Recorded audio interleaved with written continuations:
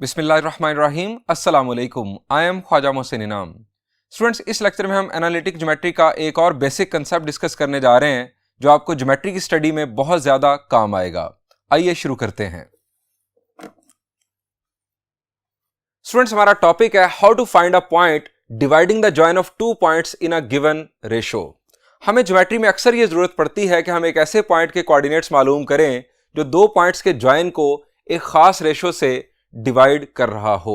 Students, एक point दो points के जॉइन को इंटरनली भी डिवाइड कर सकता है और एक्सटर्नली भी डिवाइड कर सकता है। आइए आपको इसकी वजाहत करता हूं। हमारा केस 1 है इंटरनल डिवीजन।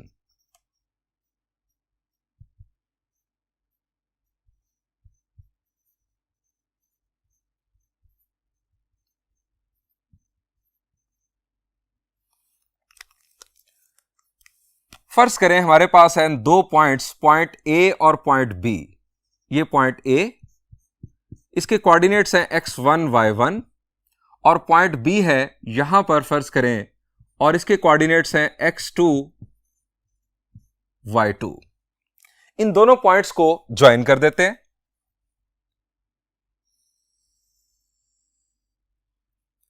स्टूडेंट्स, ए और बी के ज्वाइन को एक तीसरा पॉइंट एक खास रेशो से डिवाइड कर रहा है। हम फर्ज करते हैं कि वो तीसरा पॉइंट यहां पर है। ये पॉइंट कहीं पर भी हो सकता है, ए और बी के दरमियान कहीं पर भी हो सकता है। और वो रेशो जिससे ये डिवाइड कर रहा है इन दोनों पॉइंट्स के ज्वाइन को, वो रेशो है K1 रेशो K2। यानी इस लाइन सेगमेंट और इस लाइन सेगमेंट की लेंथ के दरमियान रेशो है K1 रेशो K2। हमें पॉइंट P के कोऑर्डिनेट्स मालूम करने के लिए कहा जाएगा। स्टूडेंट्स, अब बात करते हैं कि इंटरनल डिवीजन से मुराद क्या है। अगर point P lies between A and B हो, जिस तरह के आपको अभी दिखाई दे रहा है, ये पॉइंट P कहीं पर भी हो सकता था A और B के दरमियान। अगर पॉइंट P A और B के दरमियान में मौजूद हो तो हम इस डिवीजन को इंटरनल डिवीजन का नाम देते हैं। हम इस सेंस में भी कह सकते हैं कि अगर आप A से P की तरफ जाएं और फिर P से B की तरफ जाएं और आपकी डायरेक्शन सेम रहे, A से P की तरफ जाते हुए और P से B की तरफ जाते हुए आपकी डायरेक्शन सेम रहे, तो हम इस डिवीजन को इंटरनल डिवीजन का नाम देते हैं। आप B के रेफरेंस से भी बात कर सकते हैं। B से P की तरफ और फिर P से A की तरफ जाते हुए अगर आपकी डायरेक्शन सेम रहे तो P पॉइंट A और B के ज्वाइन को इंटरनली डिवाइड कर रहा होगा। अगर हम डायरेक्टेड डिस्टेंस के सेंस में बात करें तो AP डायरेक्टेड डिस्टेंस का साइन और PB डायरेक्टेड डिस्टेंस का साइन अगर सेम हो तो डिवीजन इंटरनल कंसिडर होगी। स्टूडेंट्स, अब दूसरा केस क्या है? केस 2।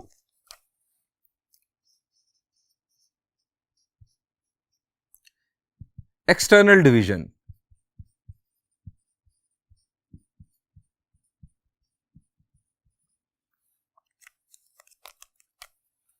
फर्ज किया कि हमारा पॉइंट ए है यहां पर और पॉइंट बी है यहां पर।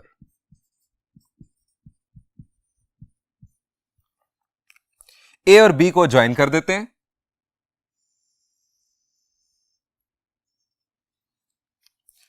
इस दफा जो पॉइंट पी इस लाइन सेगमेंट को डिवाइड कर रहा है वो ए और बी के दरमियान में नहीं है, वो बियॉन्ड ए एंड बी है। हम फर्ज करते हैं कि वो यहां पर या यहां पर, यानी इसी लाइन को अगर राइट साइड पर या लेफ्ट साइड पर एक्सटेंड किया जाए तो या इस साइड पर है या इस साइड पर है। हम फर्ज करते हैं कि वो पॉइंट इस वक्त यहां पर है।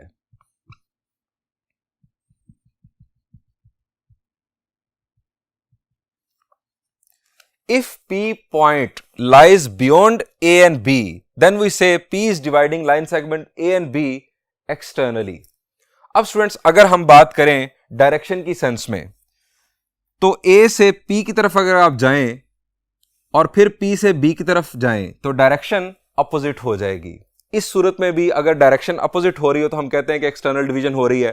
अगर हम डायरेक्टेड डिस्टेंस की सेंस में बात करें तो AP डायरेक्टेड डिस्टेंस का साइन और PB डायरेक्टेड डिस्टेंस का साइन अपोजिट होगा। अगर डायरेक्टेड डिस्टेंसेस के साइन अपोजिट हों तो इस सूरत में भी हम कहते हैं कि जो P पॉइंट है वो AB लाइन सेगमेंट को एक्सटर्नली डिवाइड कर रहा है। स्टूडेंट्स, आपको एक छोटी सी एग्जांपल के जरिए भी इंटरनल और एक्सटर्नल डिवीजन का फर्क समझा देता हूं। स्टूडेंट्स, फर्ज करें कि आप एक प्लान करते हैं, एक अपना ट्रिप प्लान करते हैं और आप लाहौर से इस्लामाबाद जाना चाहते हैं। आप सोचते हैं कि हम इस्लामाबाद घूमे फिरेंगे। आप रवाना हुए घर से, लाहौर से आप रवाना हुए। मोटरवे पर जाते हुए आपको ख्याल आया कि क्यों ना हम रास्ते में कलर कहार रुक जाएं। अब लाहौर से आप इस्लामाबाद जा रहे हैं, बुनियादी तौर पर आपका पॉइंट ए है लाहौर और पॉइंट बी है इस्लामाबाद। आपने प्लान किया कि आप रास्ते में थोड़ी देर के लिए कलर कहार रुक जाते हैं, मौसम अच्छा है, वहां रुक लेते हैं। अब स्टूडेंट्स, ये जो कलर कहार है, ये जो पॉइंट है, ये आपके लाहौर से इस्लामाबाद के जर्नी को इंटरनली डिवाइड कर रहा है। आपका बेसिक प्लान लाहौर से इस्लामाबाद है। Kallar Kahar is dividing your journey from Lahore to Islamabad internally. लेकिन एक दूसरा प्लान भी हो सकता था। आपका प्लान है लाहौर से कलर कहार जाने का। आपने सोचा कि कलर कहार जाना है और वहां से आपने घूम फिर के वापस आ जाना है। आप सुबह सुबह निकल गए। आपको रास्ते में ख्याल आया कि यार मौसम अच्छा है, क्यों ना हम इस्लामाबाद भी घूम आए। लेकिन आपने सोचा कुछ इस तरह से कि आपने सोचा कि आप पहले इस्लामाबाद चले जाएं और शाम के जो 2-3 घंटे ना वो वापस आकर हम कलर कहार में गुजारेंगे। तो अब आपका जो बेसिक प्लान था वो था लाहौर से कलर कहार। इस्लामाबाद जो है वो beyond Lahore to Kallar Kahar journey से आता है, यानी वो उससे आगे है। अब आपका जो ये इस्लामाबाद है वो डिवाइड कर रहा है आपके journey from Lahore to Kallar Kahar को एक्सटर्नली। स्टूडेंट्स, ये आप एग्जाम्पल के जरिए आपको ये बात आसानी से याद रही होगी। अब स्टूडेंट्स, हमें केस 1 की तरफ आना है। हम केस 1 में पॉइंट पी के कोऑर्डिनेट्स कैसे मालूम करेंगे, ये हम फार्मूला ड्राइव करेंगे। स्टूडेंट्स, इस फार्मूला को हम कहते हैं रेशो फार्मूला या सेक्शन फार्मूला। पहले हम केस 1 के लिए फार्मूला डिफाइन करेंगे, ड्राइव करेंगे इनफैक्ट, और फिर हम केस 2 के लिए फार्मूला ड्राइव करेंगे। तो बढ़ते हैं केस 1 की जानिब।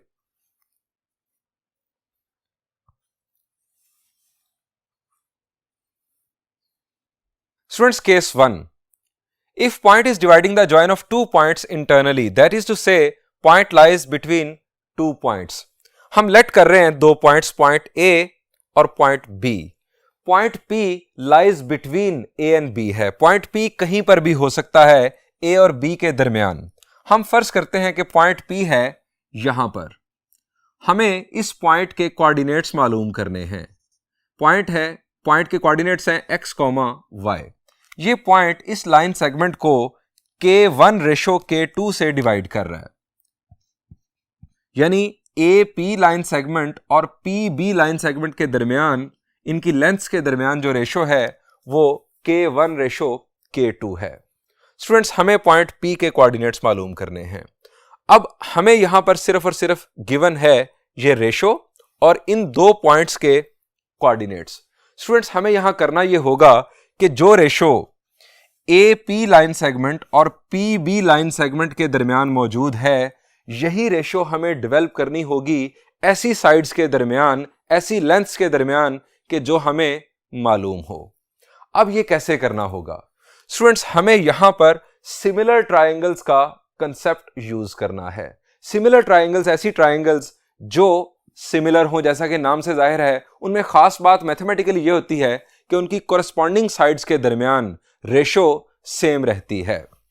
ये AP और PB दो सिमिलर ट्रायंगल्स की कोरस्पॉन्डिंग साइड्स होंगी। हमें वो सिमिलर ट्रायंगल्स यहां पर ड्रॉ करनी है। अब वो सिमिलर ट्रायंगल्स ड्रॉ करने का तरीकेकार ये होगा कि आप एक पॉइंट चूज करें जो B से वर्टिकली डाउनवर्ड हो और P से हॉरिजॉन्टली राइटवर्ड हो, तो एक ट्रायंगल यहां पर बन जाएगी। अब ये वर्टिकली डाउनवर्ड और हॉरिजॉन्टली राइटवर्ड का फायदा क्या होगा? जो पॉइंट हम यहां पर चूज करेंगे उसके x और y कोऑर्डिनेट्स हमें पॉइंट B और पॉइंट P के x और y कोऑर्डिनेट्स की मदद से मिल जाएंगे।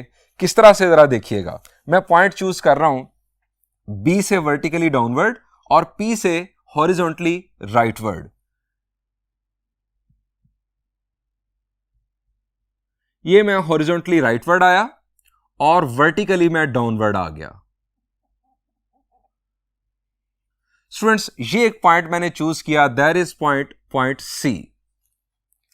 अब मेरा सवाल आपसे यह है कि अगर ये पॉइंट हॉरिजॉन्टली सेम लेवल पर है जिस तरह से पॉइंट P है, हॉरिजॉन्टली राइटवर्ड है, तो इस पॉइंट का y कोऑर्डिनेट क्या होगा?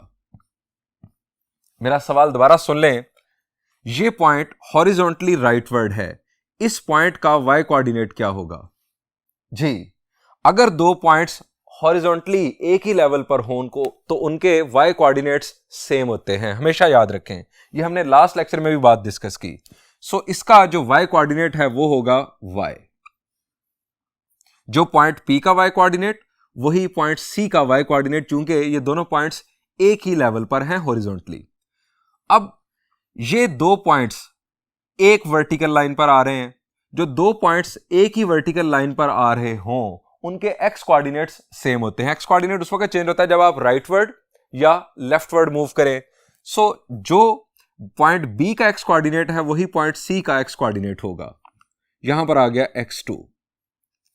अब स्टूडेंट्स ये एक बन गई हमारे पास ट्रायंगल, और आप देख सकते हैं कि चूंकि ये हॉरिजॉन्टल मैंने एक्सटेंशन की और ये वर्टिकल एक्सटेंशन की, तो ये एक राइट ट्रायंगल है। अब इसी तरह एक और पॉइंट हम चूज करेंगे, that will be vertically downward to P and horizontally rightward to A। इसी तरह से मैं फिर कंस्ट्रक्शन करता हूं।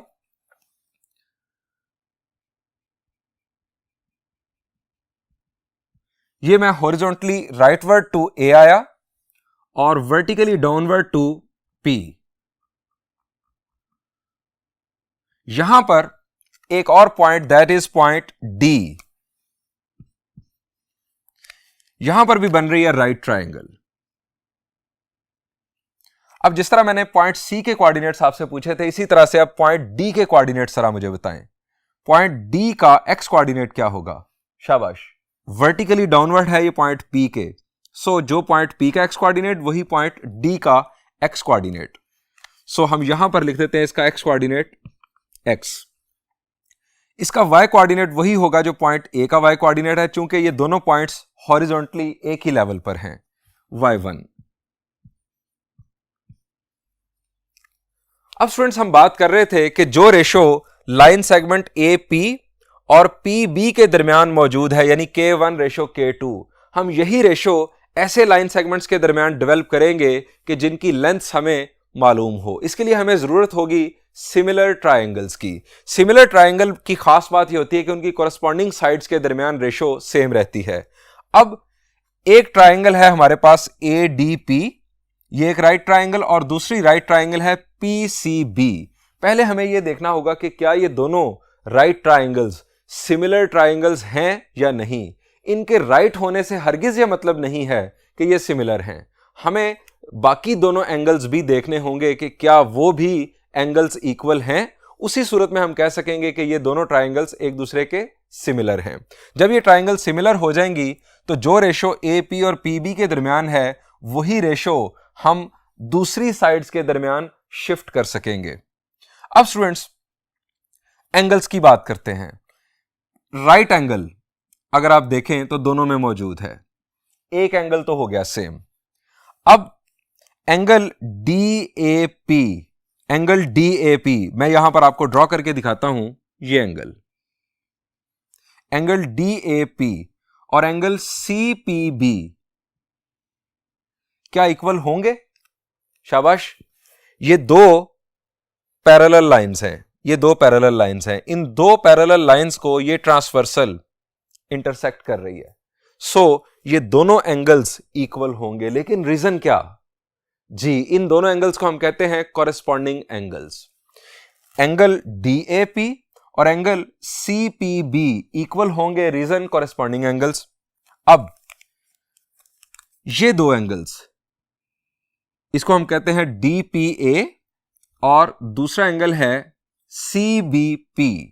क्या ये दो एंगल्स आपस में इक्वल होंगे? शाबाश। अब यहां पर ये दो पैरेलल लाइंस हैं, एक लाइन ये और एक लाइन ये, और इन पैरेलल लाइंस को ये ट्रांसवर्सल इंटरसेक्ट कर रही है। ये दोनों एंगल्स भी आपस में इक्वल होंगे। रीजन अगेन ये कॉरेस्पॉन्डिंग एंगल्स कहलाते हैं। अब स्टूडेंट्स हमारे तीनों एंगल्स दूसरी ट्राइंगल की तीनों एंगल्स के बराबर हैं। इसका मतलब यह है कि ये ए यानी एंगल एंगल एंगल प्रॉपर्टी की मदद से हम कह सकते हैं कि ये दो ट्राइंगल्स आपस में सिमिलर हैं। अब सिमिलर होने की वजह से जो रेशो ए पी और पी बी के दरमियान है वही रेशो जो रिमेनिंग दो कोरेस्पॉन्डिंग साइड्स हैं उनके दरमियान डेवलप होगी, यानी साइड बी सी और साइड पी डी के दरमियान भी रेशो यही होगी, यानी K1 रेशो K2। और इसी तरह साइड ए डी और साइड पी सी के दरमियान भी रेशो K1 रेशो K2 होगी। उन रेशोज की बुनियाद पर हम इस पॉइंट P के x और y कोऑर्डिनेट्स फाइंड आउट कर सकेंगे। अब किस तरह से, ये जितनी अभी तक हमने डिस्कशन की इसको भी लिखते हैं और बात आगे बढ़ाते हैं। हम ये लिखेंगे late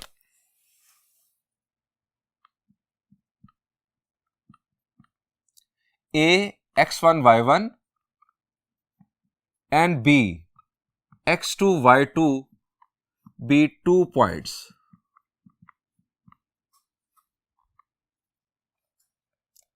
a point P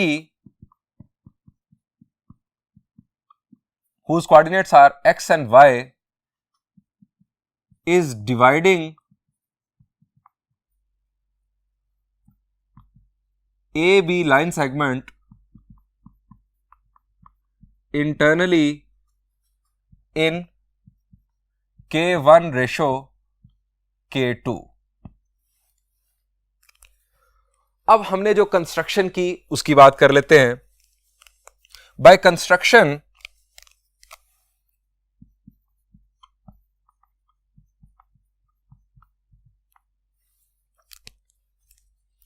we have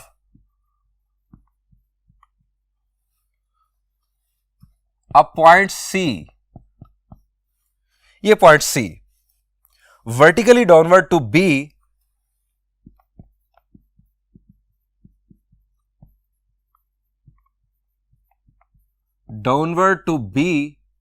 and horizontally rightward to P। So point C के कोऑर्डिनेट्स हो गए x2 y।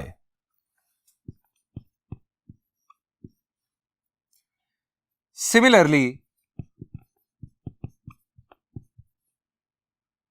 we have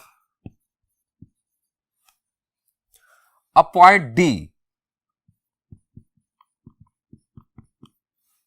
vertically downward to P and horizontally rightward to A। vertically downward to P and horizontally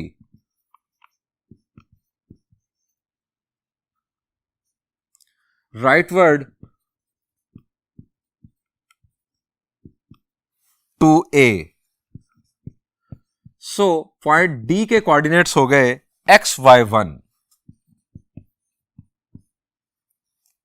अब जो हमने similarity develop की दो triangles के दरमियान उसकी बात कर लेते हैं।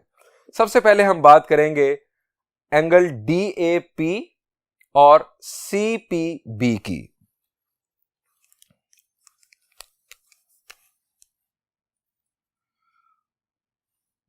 We have two triangles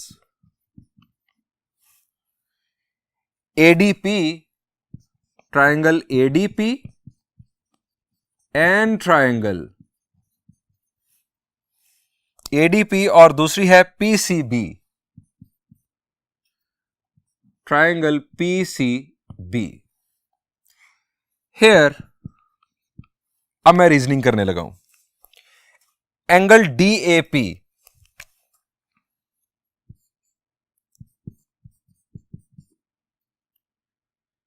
is congruent to angle CPB।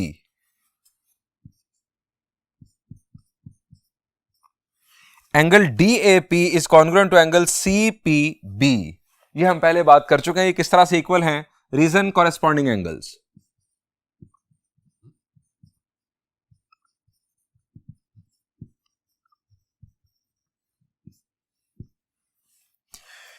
इसी तरह अब एंगल जो राइट एंगल है इसकी बात करें तो ADP PCB के equal, angle ADP is congruent to angle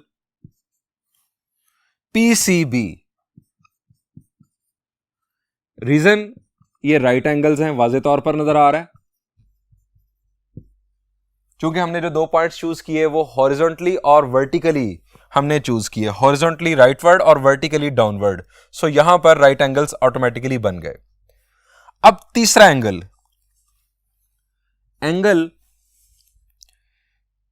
APD या DPA, APD is congruent to angle PBC। Reason, ये दो एंगल्स भी आपस में कॉन्ग्रुएंट है। Reason, corresponding angles.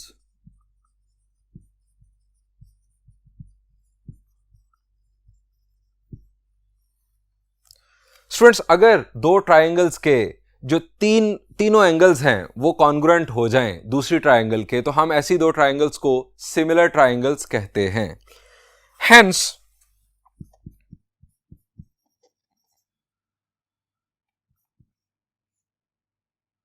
triangle ADP is similar to triangle PCB by AAA property. चूंकि इन दोनों triangles के कोरेस्पॉन्डिंग एंगल्स सेम हैं, सो हम AAA प्रॉपर्टी की बुनियाद पर कह सकते हैं कि ये दोनों ट्राइंगल्स सिमिलर हैं। अब इस सिमिलैरिटी का फायदा, स्टूडेंट्स, AP और PB के दरमियान रेशो है K1:K2। अब कोरेस्पॉन्डिंग साइड्स, AD के कोरेस्पॉन्डिंग साइड है PC, AD और PC के दरमियान भी रेशो K1:K2 होगी। इसी तरह DP और CB कोरेस्पॉन्डिंग साइड्स हैं, इनके दरमियान भी रेशो K1:K2 होगी। अब इसका फर्दर फायदा क्या होगा? स्टूडेंट्स, AC लेंथ हम मालूम कर सकते हैं और इसी तरह से PC लेंथ हम मालूम कर सकते हैं। इसी तरह DP और CB लेंथ्स भी मालूम की जा सकती हैं in terms of X1, Y1, X2, Y2 और XY। इन टर्म्स के लिहाज से हम इन्हें फाइंड आउट कर सकते हैं। सो हम ये रेशो अब लिखते हैं। स्टूडेंट्स, अगर दो ट्राइंगल सिमिलर साबित हो जाएं तो हम कह सकते हैं कि उनकी कोरेस्पॉन्डिंग साइड्स के दरमियान रेशोज सेम होंगी। हम लिखेंगे सो AP रेशो PB, AP और PB कोरेस्पॉन्डिंग साइड्स हैं। इसके बाद AD और PC कोरेस्पॉन्डिंग साइड्स हैं और इसके बाद DP और CB कोरेस्पॉन्डिंग साइड्स हैं। कोरेस्पॉन्डिंग साइड्स के दरमियान रेशो सेम होगी। AP और PB के दरमियान रेशो हमें मालूम है कि यह है K1:K2। यही रेशो AD और PC के दरमियान होगी और यही रेशो DP और CB के दरमियान मौजूद होगी। स्टूडेंट्स, अब यहां पर हम दो केसेस बना लेते हैं। पहला केस है K1:K2 is equal to AD over PC। अब स्टूडेंट्स, AD डिस्टेंस और PC डिस्टेंस हमें मालूम करना है। आइए डायग्राम में आपको इस डिस्टेंस के बारे में बताता हूं। स्टूडेंट्स, AD डिस्टेंस हमें मालूम करना है। A और D हॉरिजॉन्टली एक ही लाइन पर हैं। अब दो पॉइंट्स अगर हॉरिजॉन्टली एक ही लेवल पर हों तो हमने डिस्टेंस फार्मूला के केस 1 में डिस्कस किया था कि इन दोनों के दरमियान डिस्टेंस कैसे मालूम करते हैं। अगर दो पॉइंट्स एक हॉरिजॉन्टल लाइन पर हों तो क्या होगा, उनके ऑर्डिनेट्स सेम होंगे। आप उनके एब्सिसास का डिफरेंस ले लें। एब्सिसास के डिफरेंस की एब्सोल्यूट वैल्यू उन दो पॉइंट्स के दरमियान डिस्टेंस होगी। यानी यहां पर x minus x1 absolute value in दो पॉइंट्स के दरमियान डिस्टेंस होगा, या आप x1 माइनस x भी कह सकते हैं। और इसके मुकाबले में हमारे पास है PC। PC भी हॉरिजॉन्टली एक ही लाइन पर हैं, तो यहां पर x माइनस x2 की एब्सोल्यूट वैल्यू या x2 माइनस x की एब्सोल्यूट वैल्यू। अब यहां पर मैं एब्सोल्यूट का जो साइन है वो यूज नहीं करूंगा। मैं यहां पर अपनी वैल्यूज को पॉजिटिव बनाने के लिए क्या करूंगा कि मैं जो बिगर एब्सिसा है उसमें से स्मॉलर एब्सिसा को माइनस करूंगा। ये राइट साइड पर है पॉइंट, सो मैं x माइनस x1 करूंगा तो मेरे पास आंसर पॉजिटिव आएगा, क्योंकि ये x कोऑर्डिनेट बिगर होगा इस x कोऑर्डिनेट से। इसी तरह x2 में से मैं x सब्ट्रैक्ट करूंगा तो ये वैल्यू भी मेरे पास पॉजिटिव आएगी। सो AD डिस्टेंस है हमारे पास x माइनस x1 और PC डिस्टेंस है x2 माइनस x। ये हम वैल्यूज वहां पुट करते हैं। This implies K1 ratio K2। AD distance की हमने बात की कि ये है x माइनस x1 और PC डिस्टेंस जो है ये है x2 माइनस x। अब स्टूडेंट्स ये जो x है ये पॉइंट P का x कोऑर्डिनेट है। इस इक्वेशन को सॉल्व करने से हमें x की वैल्यू मिलने जा रही है। क्रॉस मल्टीप्लाई करते हैं K1 into x2 minus x और K2 into x minus x1। K1 x2 minus K1 x, K2 x minus K2 x1। Students हमें x की वैल्यू मालूम करनी है, सो x वाली टर्म्स को एक तरफ ले जाते हैं और बाकी टर्म्स को दूसरी तरफ। ये हमारे पास x वाली टर्म, इसको दूसरी तरफ शिफ्ट करते हैं। K1 x2 plus K2 x1 is equal to K2 x plus K1 x। हमें x की वैल्यू मालूम करनी है। x है पॉइंट P का x कोऑर्डिनेट हमें मिलने जा रहा है। हम लेंगे यहां से x कॉमन, x कॉमन लिया तो यह आ गया K2 प्लस K1 और यहां पर as it is K1 x2 plus K2 x1। x की वैल्यू आ गई K1 x2 plus K2 x1 divided by K1 plus K2। ये स्टूडेंट्स हमारे पास एक रिजल्ट आ गया। ये पॉइंट P का हमारे पास x कोऑर्डिनेट हमें मिल गया। अब स्टूडेंट्स इसी पैटर्न पर हम K1 रेशो K2 को अब इक्वलाइज करेंगे DP ओवर CB के साथ और हमें पॉइंट P का y कोऑर्डिनेट मिलेगा।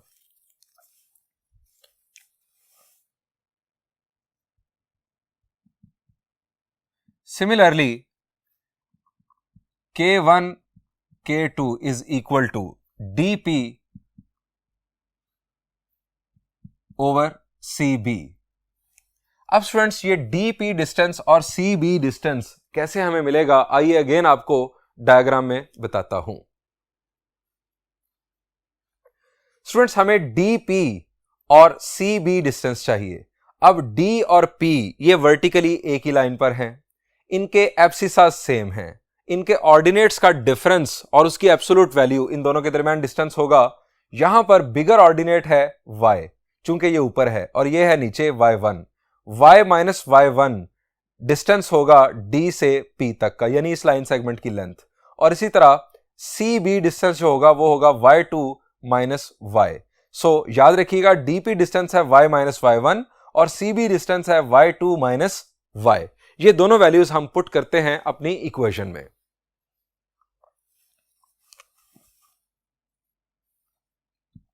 K1 K2 is equal to DP distance की हमने बात की कि वो है हमारे पास y माइनस y1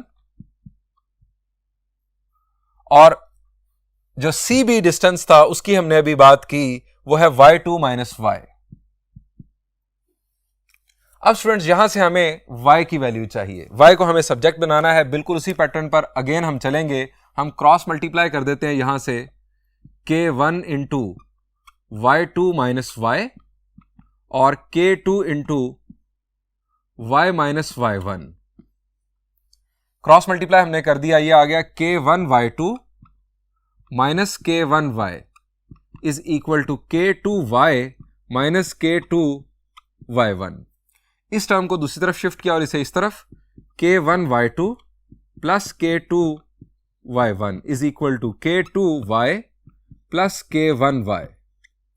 y की हमें वैल्यू मालूम करनी है, y को हमने लिया कॉमन, तो k2 प्लस k1, यहां पर है हमारे पास k1y2 प्लस k2y1। y की वैल्यू हमारे पास आ गई students k1y2 plus k2y1 divided by k1 plus k2। ये स्टूडेंट्स हमारे पास पॉइंट P का y कोऑर्डिनेट आ गया। सो P पॉइंट के कोऑर्डिनेट्स आ गए। P पॉइंट का x कोऑर्डिनेट हमने यहां पर मालूम किया था, it is k1 x2 plus k2 x1 over k1 plus k2। k1 x2 plus k2 x1 divided by k1 plus k2।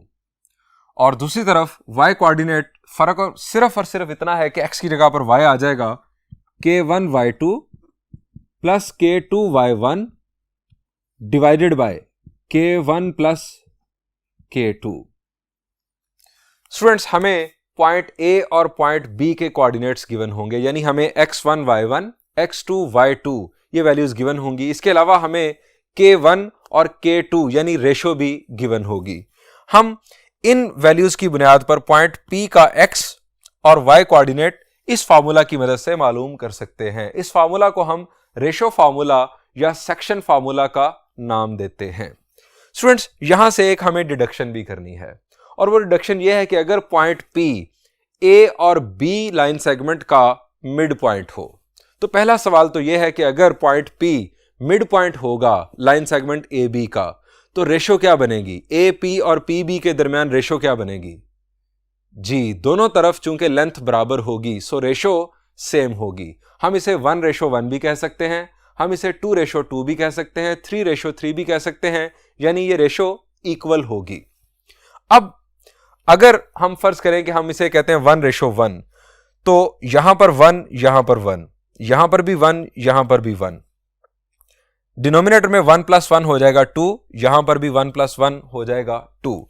सो हमारे पास जो फॉर्मूला बनेगा अगर P मिड पॉइंट हो तो वो बन जाएगा x2 + x1 डिवाइडेड बाय 2, यानी दोनों पॉइंट्स के x कोऑर्डिनेट्स को आप सम करके डिवाइडेड बाय 2 करेंगे तो मिड पॉइंट का x कोऑर्डिनेट आ जाएगा। इसी तरह y2 + y1 डिवाइडेड बाय 2, यानी दोनों पॉइंट्स के y कोऑर्डिनेट्स को अगर आप ऐड करके डिवाइडेड बाय 2 कर देंगे तो मिड पॉइंट का y कोऑर्डिनेट आ जाएगा। सो ये आप डिडक्शन के तौर पर लिख लीजिएगा, यानी if P is midpoint then ratio will be 1:1। The formula will become, point P का फॉर्मूला बन जाएगा then x1 + x2 divided by 2, y1 + y2 divided by 2। Students ये हमने अभी केस 1 डिस्कस किया कि अगर point P line segment AB को इंटरनली डिवाइड करे। आइए अब डिस्कस करते हैं कि अगर पॉइंट P एक्सटर्नल डिवीजन कर रहा हो लाइन सेगमेंट AB की, तो उस सूरत में फॉर्मूला क्या होगा।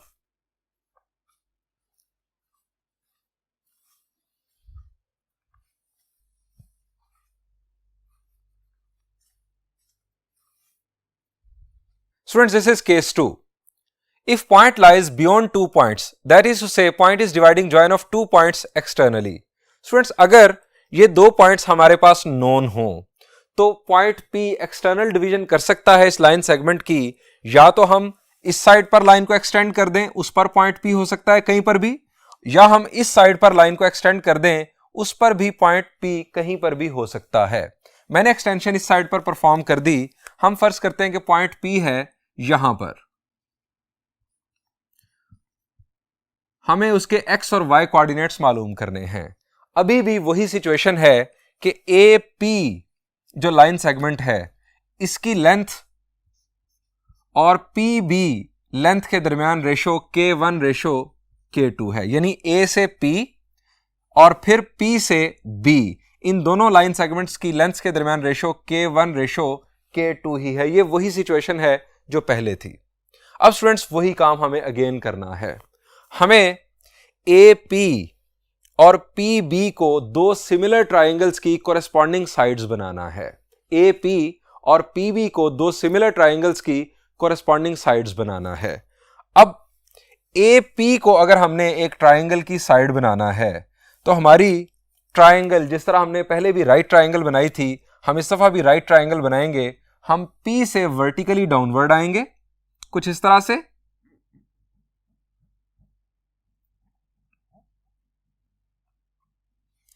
और ए से हॉरिजॉन्टली राइटवर्ड जाएंगे।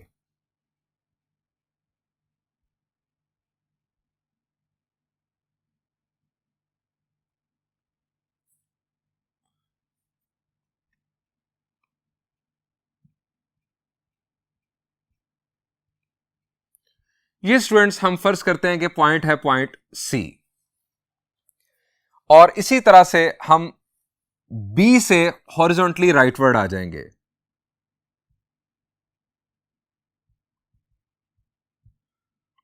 और इस पॉइंट को हम कंसीडर कर लेते हैं पॉइंट डी। अब स्टूडेंट्स हमें पॉइंट सी और पॉइंट डी के कोऑर्डिनेट्स चाहिए। पॉइंट सी और पॉइंट डी के कोऑर्डिनेट्स पहले मालूम कर लेते हैं। पॉइंट डी का एक्स कोऑर्डिनेट क्या होगा? शाबाश जी, ये तीन पॉइंट्स पी, डी और सी वर्टिकली एक ही लाइन पर हैं, सो इन तीनों के एक्स कोऑर्डिनेट सेम होंगे। पॉइंट डी का एक्स कोऑर्डिनेट एक्स ही होगा और पॉइंट सी का एक्स कोऑर्डिनेट भी एक्स ही होगा। अब पॉइंट डी का हमें वाई कोऑर्डिनेट चाहिए। पॉइंट डी और पॉइंट बी हॉरिजॉन्टली एक ही लेवल पर हैं, सो जो पॉइंट बी का वाई कोऑर्डिनेट वही पॉइंट डी का वाई कोऑर्डिनेट। इसी तरह पॉइंट सी का वाई कोऑर्डिनेट होगा y1।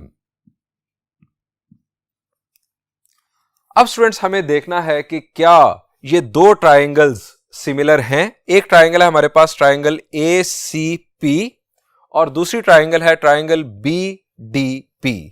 ये दोनों राइट ट्राइंगल्स हैं, तो एक एंगल तो इनका कॉन्ग्रुएंट हो गया, एक एंगल तो इनका कॉन्ग्रुएंट हो गया। अब दूसरा एंगल CAP, एंगल CAP, ये एंगल और ये एंगल DBP, क्या ये दो एंगल्स कॉन्ग्रुएंट हैं? The answer is yes. Reason, ये दो पैरेलल लाइंस हैं और ये ट्रांसवर्सल है, इन दोनों को इंटरसेक्ट कर रही है, सो ये दो एंगल्स कोरेस्पॉन्डिंग एंगल्स हैं। कोरेस्पॉन्डिंग एंगल्स आपस में इक्वल होते हैं, ये दो एंगल्स भी इक्वल हो गए। अब हमारे पास एंगल रह गया ये वाला, एंगल CPA और angle DPB।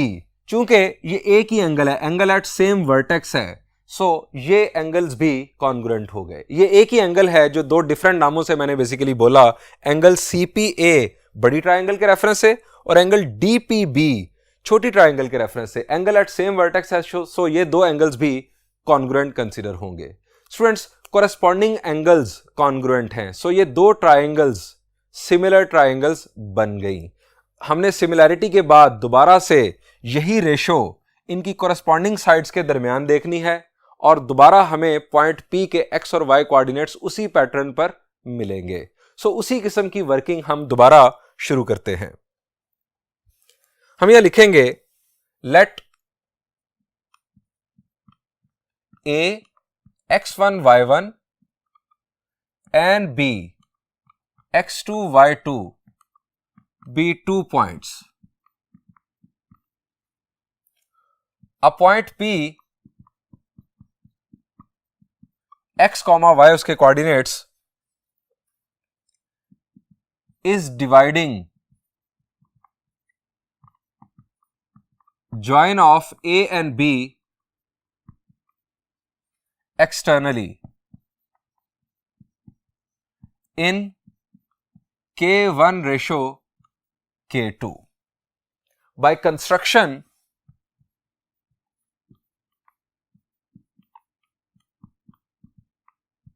we have point D, पहले पॉइंट C का तस्करा कर लेते हैं। Point C vertically downward to P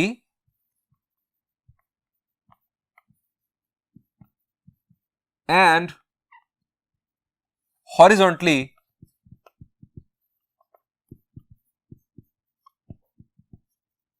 rightward to A. So point C के कोऑर्डिनेट्स हो जाएंगे x, y1। रीजन हम डिस्कस कर चुके।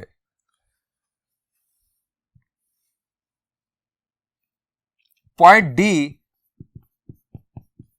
Is vertically downward to P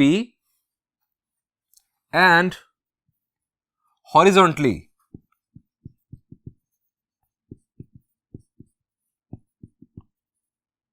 rightward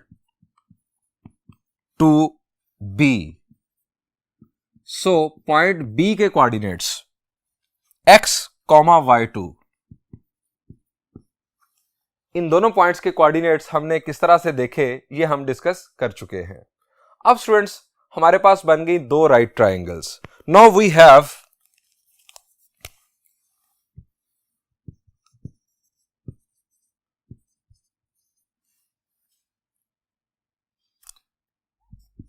triangle ACP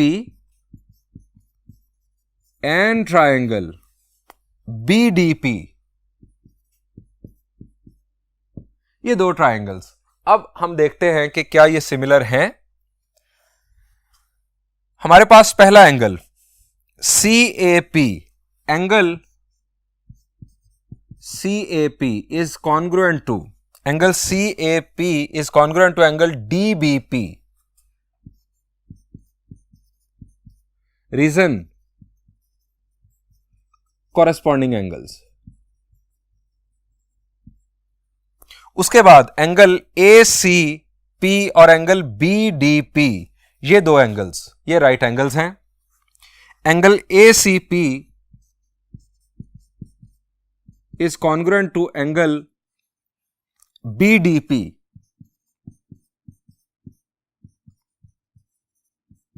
right angles. इसके बाद angle CPA is congruent to angle DPB.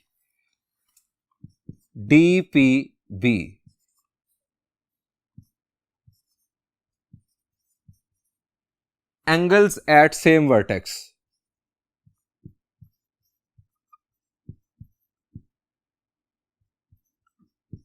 ये एक ही वर्टेक्स पर बनने वाले दो एंगल्स हैं। बेसिकली ये एक ही एंगल है जिसके मैंने दो नाम लिख दिए। अब स्टूडेंट्स कॉरेस्पॉन्डिंग एंगल्स जो हैं वो सेम हैं। दो ट्रायंगल्स के कॉरेस्पॉन्डिंग एंगल्स जो हैं वो कॉन्ग्रुएंट हैं। सो इस बेस पर हम कहेंगे कि ये दोनों ट्रायंगल्स सिमिलर ट्रायंगल्स हैं। Hence triangle ACP is similar to triangle BDP by AAA, angle property. अब अगर दो ट्रायंगल्स आपस में सिमिलर हैं तो उनकी कॉरेस्पॉन्डिंग साइड्स के दरमियान रेशो सेम होगी। जो रेशो AP और PB के दरमियान है वही रेशो AC और BD के दरमियान होगी, वही रेशो CP और DP के दरमियान मौजूद होगी। हम लिखते हैं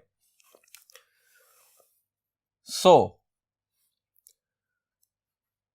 AP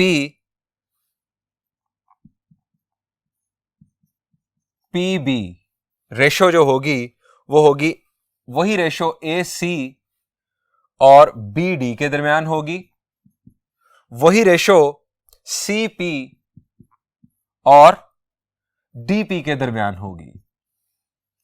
अब स्टूडेंट्स AP और PB के दरमियान रेशो है K1 रेशो K2। ACBD और CPDP। यहां से हम एक केस ले लेते हैं K1 K2 is equal to AC ratio BD। अब AC और BD डिस्टेंस हम कैसे मालूम करेंगे देखते हैं डायग्राम पर। स्टूडेंट्स AC डिस्टेंस A और C चूंकि एक हॉरिजॉन्टल लाइन पर आ रहे हैं, इनके y कोऑर्डिनेट्स सेम हैं, सो इनके एब्सिसास का जो डिफरेंस होगा उसकी एब्सोल्यूट वैल्यू अगर हम ले लें तो वो इन दो पॉइंट्स के दरमियान डिस्टेंस होगा, वो इस लाइन सेगमेंट की लेंथ होगी। x माइनस x1 अगर मैं करूं तो चूंकि x कोऑर्डिनेट बिगर है x1 कोऑर्डिनेट से, सो मुझे एब्सोल्यूट वैल्यू की जरूरत नहीं होगी, x माइनस x1 पॉजिटिव आएगा। दूसरी तरफ x माइनस x2 हमारे पास पॉजिटिव वैल्यू आएगी। सो ये दोनों डिस्टेंसेस लिखते हैं, इन दोनों साइड्स की लेंथ्स बेसिकली हम कंपेयर करते हैं। यहां पर मैं लिखूंगा AC के लिए x माइनस x1 और BD के लिए मैं लिखूंगा x माइनस x2। ये बेसिकली मैंने इन दोनों साइड्स की लेंथ्स लिख दी। अब हम इन दोनों को कंपेयर कर रहे हैं, K1 K2 is equal to x minus x1 x minus x2, cross multiply किया तो K1 into x minus x2 is equal to K2 into x minus x1, K1x minus K1x2, K2x minus K2x1। अब हमें x की value मालूम करनी है, हम इसको दूसरी तरफ शिफ्ट कर देते हैं, हमारे पास आ जाएगा K2x1 minus K1x2 is equal to K2x minus K1x। हमें x की वैल्यू मालूम करनी है, सो x हम निकालेंगे कॉमन। x कॉमन निकालने से ब्रैकेट में मिलेगा K2 माइनस K1 जो डिवाइड करेगा दूसरी साइड को। सो x की वैल्यू हमारे पास आ जाएगी K2x1 minus K1x2 divided by K2 minus K1। ये स्टूडेंट्स हमारे पास पॉइंट P का x कोऑर्डिनेट आ गया। अब हम APPB को इक्वलाइज करेंगे CP और DP के साथ और उससे हमें पॉइंट P का y कोऑर्डिनेट मिलेगा। सिमिलरली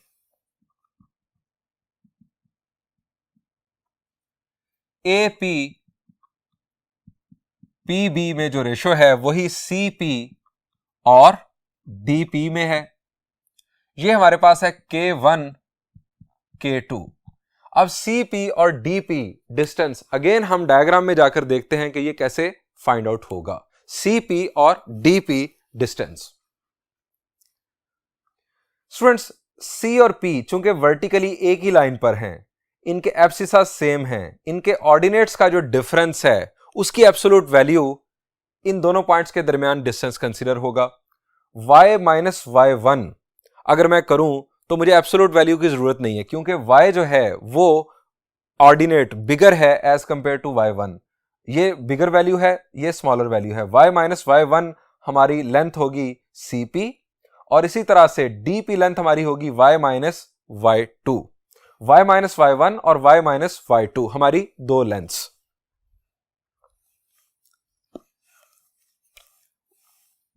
y माइनस y1 और y minus y2 cross multiply किया K1 y माइनस y2 और K2 y minus y1, K1 y minus K1 y2, K2 y minus K2 y1।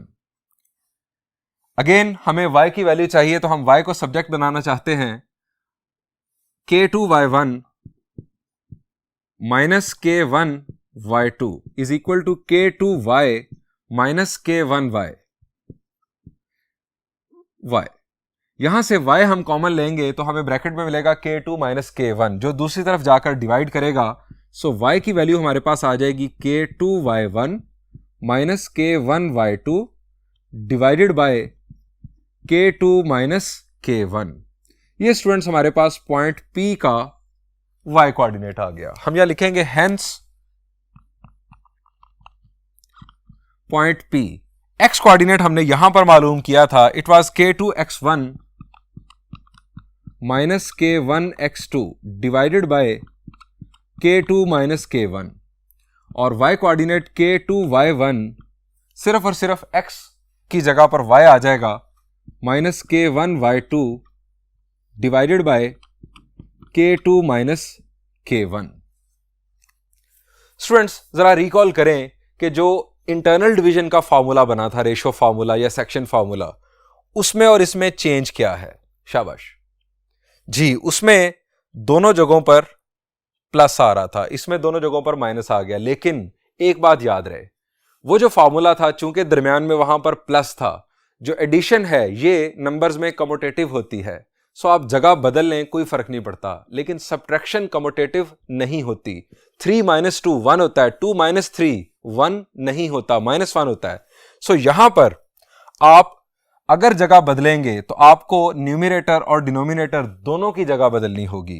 यानी आप इसी formula को इस अंदाज में भी लिख सकते हैं, आप k1x2 माइनस k2x1 न्यूमरेटर में लिखेंगे, लेकिन इसके बदले में आपको डिनोमिनेटर में भी k1 माइनस k2 लिखना होगा। वहां पर जरूरी नहीं था, वहां पर आप न्यूमरेटर की जगह बदल दें, डिनोमिनेटर की चाहे ना बदलें, कोई फर्क नहीं पड़ता, क्योंकि दोनों जगहों पर एडिशन हो रही थी।